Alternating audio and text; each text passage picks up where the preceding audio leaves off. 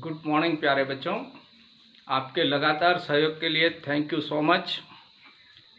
मेरी कोशिश होगी कि आपके मैं मैथमेटिक्स के बेसिक कॉन्सेप्ट क्लियर कर सकूं, साथ ही मैथ को डेली लाइफ से रिलेटेड करके आपको मैथमेटिक्स का जो फोबिया है, मैथमेटिक्स का आपको अब तक जो डर लगता था उसको मैं दूर कर सकूं। मैं पिछले 22 वर्षों से टीचिंग लाइन में हूं, तो मेरा पूरा प्रयास होगा कि मैथमेटिक्स से आप डरेंगे नहीं।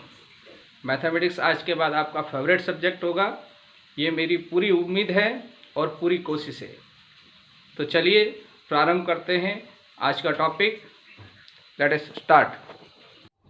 प्यारे बच्चों, एक्सरसाइज 3.5 में क्वेश्चन सेकंड का फर्स्ट ले रहे हैं। बहुत इम्पोर्टेंट क्वेश्चन है, आप इसको लिख भी सकते हैं यहाँ, वेरी इम्पोर्टेंट क्वेश्चन है। ठीक है,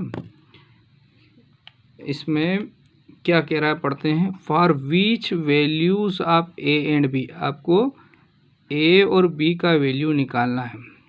does the following pair of linear equation have an infinite number of solution. उसने दिया है कि ये इक्वेशन, इसका कैसा सॉल्यूशन है, इनफाइनाइटली मैनी सॉल्यूशन। एक चीज़ ध्यान रखना है, हम अभी क्रॉस मल्टीप्लिकेशन मेथड वाले सवाल पढ़ रहे हैं, लेकिन पर्टिकुलर जिस कभी भी कोई सवाल दिया नहीं मेंशन किया कि एलिमिनेशन करना है क्रॉस मल्टीप्लिकेशन से या सब्स्टिट्यूशन से, तो आप फ्री हैं, आप जिस मेथड को अप्लाई करना चाहे कर सकते हैं। तो यहाँ पर कहीं नहीं लिखा कि क्रॉस मल्टीप्लिकेशन से हल करना है, तो हम जो चाहेंगे एग्ज़ाम में उस मेथड का यूज़ कर सकते हैं। पर आप अकॉर्डिंग टू क्वेश्चन आते हैं। इस क्वेश्चन को पहले तो जनरल फॉर्म में लिख दिया हमने, इसको इधर लेके इधर राइट हैंड साइड में 0 हो गए दोनों तरफ, है ना। अब इसने कहा कि ये जो इक्वेशंस है इसका कैसा सॉल्यूशन है, इनफाइनाइटली मैनी सॉल्यूशन उसने दिया है। तो हम क्या लिखेंगे, सो देयरफॉर क्या है, फॉर, हम जानते हैं कंडीशन क्या होती है, इनफाइनाइट मैनी सॉल्यूशन कब होता है आप जानते होंगे। तो फॉर इनफाइनाइटली मैनी सॉल्यूशन, है ना, इसकी कंडीशन क्या है, condition is, infinitely many solution की कंडीशन जो है वो है बच्चों a1/a2 not equal to b1/b2 equal to, यानी तीनों इक्वल होता है बच्चों, है ना, तीनों का रेशो। तो अब यहाँ रेशो कंपेयर करते हैं, a1 है 2 और a2 है a माइनस बी। तो दिस इम्प्लाइज, यहाँ से लिखेंगे 2/a minus b is equal to b1, यानी b है 3 और b2 है a प्लस बी, ये भी लिख दिया आपने। फिर आगे बढ़े, c1 यानी -7 और नीचे है -3a प्लस बी माइनस 2, है ना।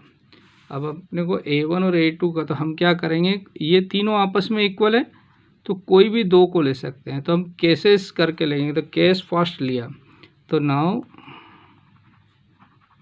केस फर्स्ट ले रहे हैं। फर्स्ट केस में किस किस को इक्वल ले रहे हैं, 2/a minus b equal to 3/a plus b, ये दोनों को इक्वल लिया। तो क्रॉस मल्टीप्लाई किया, ये इधर गया तो 2 इंटू ये इधर जा रहा है, तो a plus b is equal to 3 into a minus b. तो ये हो गया 2a plus 2b 3a minus 3b। अब a को एक तरफ ले लेते हैं, b को एक तरफ कर लेते हैं, तो ये माइनस का b इधर ले के आ गया, तो 2b प्लस 3b हो गया, ये इधर 2a को उधर ले गए तो 3a माइनस 2a। तो यहाँ से कितना आ गया बच्चों, 5b is equal to 3a minus 2a, तो a। तो यहाँ से नंबर 1 अभी एक इक्वेशन मिली हमको। अब केस सेकंड लेते हैं। तो केस सेकंड देखिए बच्चों, क्या क्या ले रहे हैं हम यहाँ पे, इन दोनों को लेंगे, इन दोनों को। तो यह लिखा केस सेकंड, केस सेकंड क्या क्या लिया बराबर हमने, 3/a+b is equal to -7/-3a+b-2 है ना। ये अब इसको सॉल्व कर रहे हैं हम।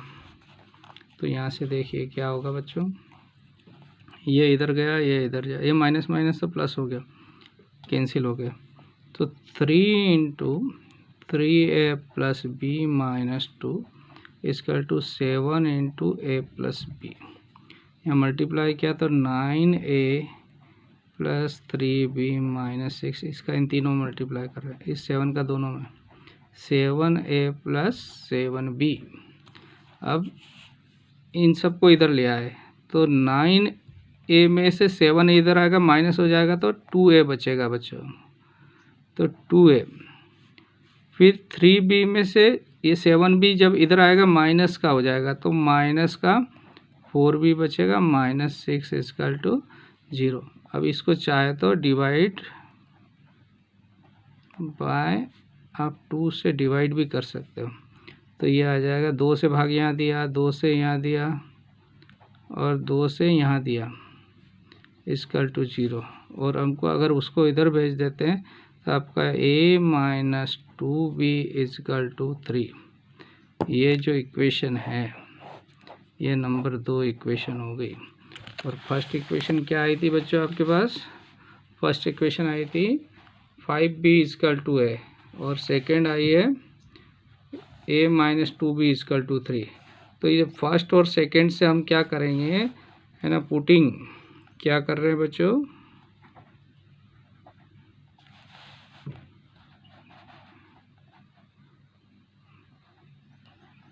Putting a equal to 5b है ना, ये फ्रॉम फर्स्ट है ना, इन इक्वेशन सेकंड। तो देखो इक्वेशन सेकंड लिख देता हूँ, क्या है, a - 2b इक्वल टू 3 है और a इक्वल टू 5b रख रहे हैं अब हम। तो a की जगह 5b रखा है यहाँ पे, तो 5b - 2b इक्वल टू 3। तो कितना बचा, 3b इक्वल टू 3, तो b equal to 1। b equal to 1 आया, तो अब नाउ है ना, फ्रॉम फर्स्ट क्या इक्वेशन थी, a इक्वल टू 5b, उसमें ये मान रख दीजिए, पुट b इक्वल टू 1, ये मान रख रहे हैं इसमें। तो क्या आ जाएगा बच्चों, तो a इक्वल टू 5 × 1, तो a इक्वल टू 5। तो आपका आंसर जो हो गया, सो देयरफॉर हैंस है ना, क्या आंसर आ गया बच्चों, हैंस a इक्वल टू 5 और b equal to 1 is the required answer आपके। तो यहाँ पर ये क्वेश्चन आपका कंप्लीट होता है। प्यारे बच्चों, क्वेश्चन नंबर सेकंड का सेकंड पार्ट ले रहे हैं। बहुत इम्पोर्टेंट क्वेश्चन है, एग्ज़ाम में इस टाइप्स का क्वेश्चन जनरली आता ही है एक। आपको अब क्वेश्चन भी बढ़ गए तो इसकी संभावनाएं ज़्यादा बनती है। क्वेश्चन क्या है, for which value of k will the following pair of linear equation have no solution. इसने यहाँ पर ये मेंशन किया है कि ये जो सिस्टम ऑफ इक्वेशन दिया है ये नो सॉल्यूशन की कंडीशन को सेटिस्फाई कर रहा है। मीन्स आपको नो सॉल्यूशन है इसका, तो आपको k का वैल्यू निकालना है, तो आपको नो सॉल्यूशन की कंडीशन लिखना है। तो हमने सबसे पहले क्या करा, इसको जनरल फॉर्म में लिख के इनको इधर ट्रांसफ़र कर दिया कांस्टेंट टर्म को।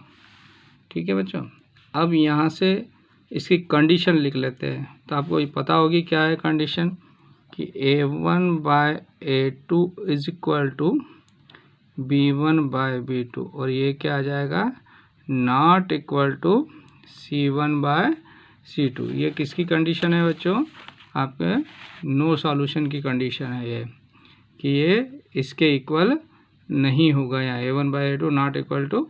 तो अब आपको क्या करना है, k का वैल्यू निकालना है। तो आप कंपेयर करके वैल्यू पुट किया, तो दिस इम्प्लाइज a1 कितना है बच्चों, बहुत इजी सवाल है और आसानी से होगा सवाल, आपको बिल्कुल परेशान होने की ज़रूरत नहीं पड़ेगी इस सवाल में। b1 है, y का कोफिशिएंट है 1 और इधर है k माइनस 1 और नॉट इक्वल टू, तो नॉट इक्वल टू लगाना है साथ में आपको। c1/c2 यानी -1 अपन -2k + 1। यहाँ तक समझ में आया होगा बच्चों। अब यहाँ से केस फर्स्ट ले लिया हमने, केस फर्स्ट आपको k का वैल्यू निकालना था, ये वाला लिया हमने। तो क्या हो जाएगा, जब इस टाइप्स के सवाल अगर एक ही वैल्यू निकालना है तो एक ही बार में निकल जाती है आपकी वैल्यू। तो 2k - 1 = 1/k k सेकंड लेने की ज़रूरत ही नहीं पड़ती हमको। तो यहाँ से क्या हो जाएगा, इसको इधर ट्रांसफ़र किया, इसको इधर, तो 3 × k - 1 = 2k क्या हो जाएगा बच्चों, 2k - 1। 3 से मल्टीप्लाई किया, 3k - 3 = 2k - 1। k को इधर लाए, 3 को उधर ले गए, तो 3k - 2k = 3 उधर जाके प्लस हो गया बच्चों, ये 3 माइनस से प्लस और -1 एज इट इज़ रहा। तो यहाँ से k = 2, तो k = 2 जो आया ये आपका आंसर हो गया है। बस सेकंड केस लेने की ज़रूरत ही नहीं है आपको, k का वैल्यू मिल गया आपको यहीं से।